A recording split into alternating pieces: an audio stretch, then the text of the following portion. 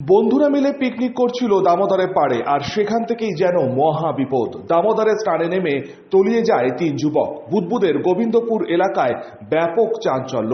ঘটনাস্থলে বুদবুদ থানার পুলিশ সূত্রে খবর, গোবিন্দপুর এলাকায় বৃহস্পতিবার 4 যুবক মিলে পিকনিক করছিল। তাদের মধ্যে 3 জন দামোদরের জলে স্নান করতে নামলে হঠাৎই তলিয়ে যায় তারা। 3 যুবকের নাম প্রীতম পাঁচাল, কৌশিক পাল, অরিত্র পাল, যাদের মধ্যে এখনো পর্যন্ত 2 যুবকের দেহ উদ্ধার করা সম্ভব হয়েছে। আমরা 4 জন এসেছি। তোমার বাড়ি কোথায়? আমার বাড়ি বীরভূম। বীরভূম। তোমার কোন কলেজের স্টুডেন্ট নাকি তোমরা? আমি মাইক্রোবায়োলজিতে বর্ধমান ইউনিভার্সিটিতে পড়াশোনা করছি। আর বাকিরা? বাকি কৌশিকের আমার বন্ধু কৌশিক। আচ্ছা। আর বাকিদের কৌশিকের শুরুতেই বাকিদের সাথে আলাদা। সেরকম ভাবে ডিটেলস আমি সেরকম ওরা কি নেমেছিল কি না জানি না। ওরা হাত পা ধুতে যাবো বলে গেল। আমি এখানে বসেছিলাম, তুই বস, এখানে ফোনগুলো আগুন।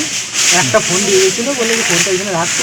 আর ও একজন ফোন নিয়ে গেল, ছবি টবি তুলবো, চলে আসবে। তারপরে কি হলো আমি আর বললাম না, অনেকজন আর পাচ্ছি না বলতে। ঘটনা খবর পেয়ে পুলিশের পাশাপাশি পৌঁছায় দমকল বাহিনী। স্থানীয়রাও উদ্ধার কার্যে ঝাঁপিয়ে পড়ে। পুলিশ সূত্রে খবর, 3 জনের মধ্যে এখনো পর্যন্ত 2 যুবকের মৃতর দেহ উদ্ধার হয়েছে। বাকি একজনের খোঁজে চলছে তল্লাশি। সনাতন গড়াই, 99 নিউজ বাংলা, বুদবুদ।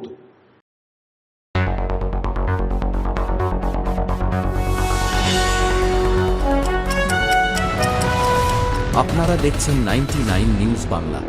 বদলাবো আমরা।